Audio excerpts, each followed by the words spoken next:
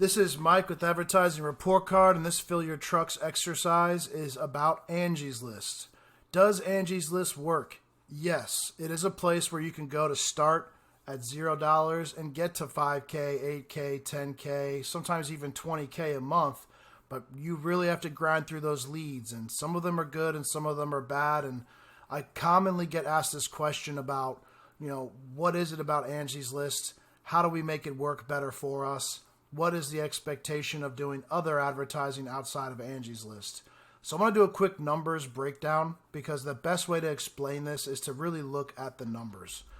So we've gotten some feedback about a $250 investment in Angie's List, and we've actually gotten people to say that they've gotten 20-ish leads from Angie's List. At $250, 20 leads at $12.50 a lead, that's not terrible. That when it comes to leads, when I say leads, I mean what you think. I mean leads. Leads are not jobs. Leads are maybe some information about a person. Maybe it's not a full picture of what they're looking for. But in reality, a lead is not revenue for a moving company. A lead could be, I need you to lift a chair up the stairs. I need you to move some boxes out of my attic. Or a lead could be, I have a 3-bedroom, 2-bathroom house that I need to move across the city. Those are both leads. Those examples are all leads.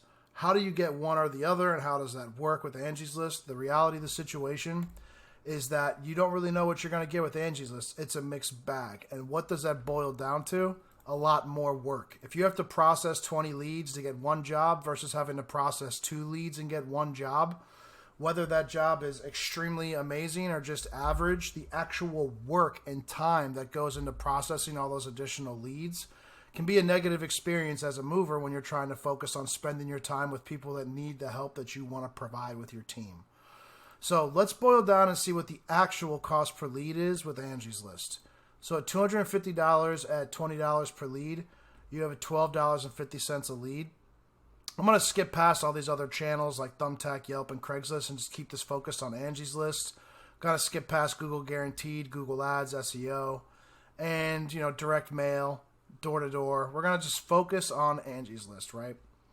So now out of those 20 leads, how many of those leads are good leads, like leads that you actually want to do the job for, or that these people actually call you back, or they're not being approached by 8 different movers, including the ones that don't even want to do the job, which might be you if it's a small job, or the ones that are trying to undercut the service. So we have a mixed perspective of this. I'm going to plug the number in 8. And the reason being is that whether it's labor only, unloading or offloading, or a full home move, again, it's a mixed bag. But let's just say 8 people pick up the phone, they're responsive, you're communicating with them, so less than half. So what you thought your cost per lead was, and what Angie's List is going to tell you, is that it's $12.50, but your actual cost per lead is about $31 of people that you can talk to, right? So now let's fast forward past that. How many of these leads are actually sold? How many of these leads are jobs that you can actually get value out of? What we've heard from a lot of people is they've sold about 2 of these, right? So what I look at is the cost per contract. How much does it take for you to get a contract? Angie's List is very lucrative at front because you're like, wow, like all these other marketing opportunities can cost $700, $1,000, $2,000, $3,000 plus per month. That's a lot of money, right? But the real draw that a lot of people get sucked into with Angie's List is that you can get leads for about $20 a lead or less. The reality is the actual cost to get a job done from that is like $125 or more, depending on if you're actually getting 20 leads from Angie's List. Let's just say that number's 18. Your cost per lead goes up $1. Say it's 16. Cost per lead goes up a couple dollars. Not a big deal, you would think, right? $12 to $15, that's $3.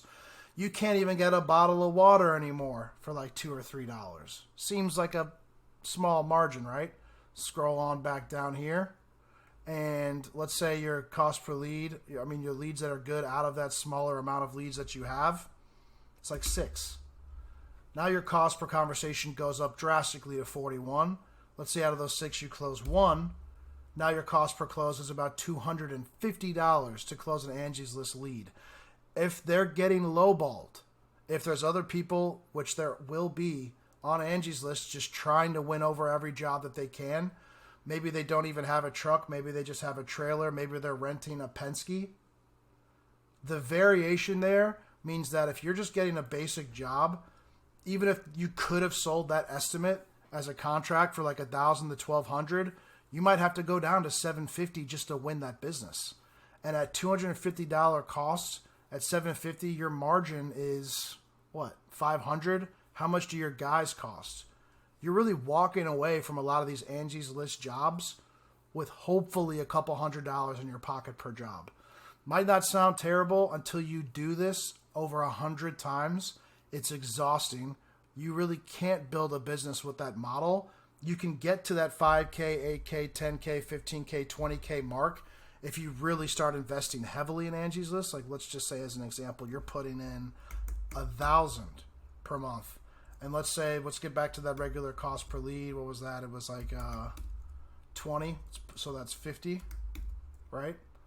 So out of that 50, now you're processing all those additional leads, right?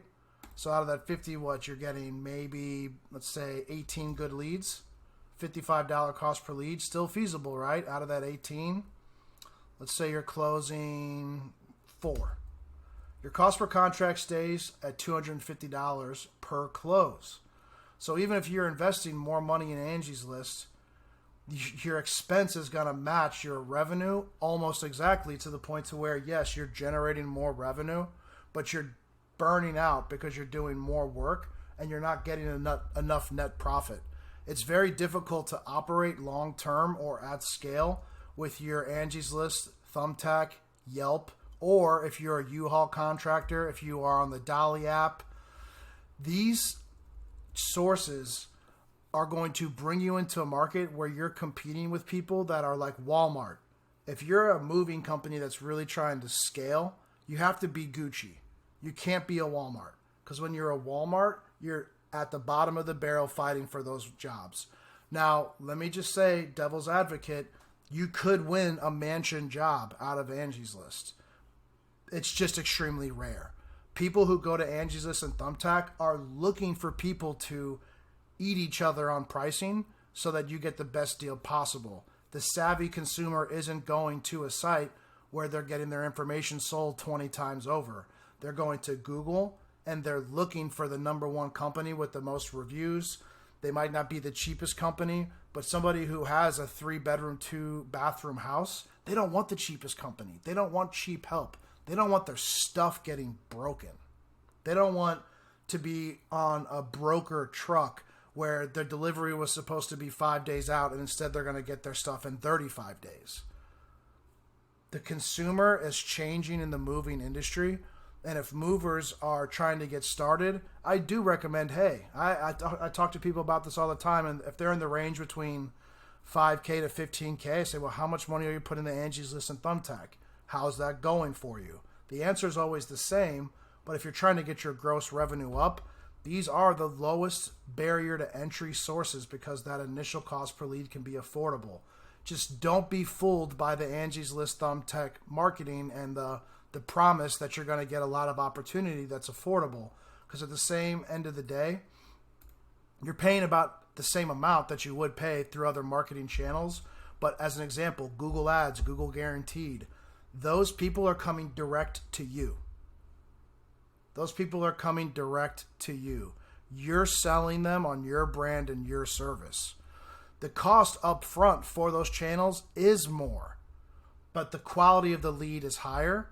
And the percentage of sale is going to be higher as well because this person's no longer like a fish being thrown into a barrel of sharks. I mean, you can't really fit a lot of sharks in a barrel. Let's change that analogy. Throwing a fish into a pool of sharks where everyone's just trying to get their piece. The problem with that is it's not really sustainable long term if you're trying to get past that 20K mark. And that's something that a lot of movers need to understand, is that the upfront cost of a lead is not the same thing as the cost per contract or the value of contract, your average estimate value. If you're on these channels looking for cheap leads, you're going to get cheap jobs, which means that you're going to basically grow sideways. You're not going to increase your business overall. So I wanted to just give this quick breakdown. If you're interested in going through a full analysis of your entire business, your capacity, feel free to reach out and schedule with us. Looking forward to seeing how else we could educate the mover market on how this works. Thank you.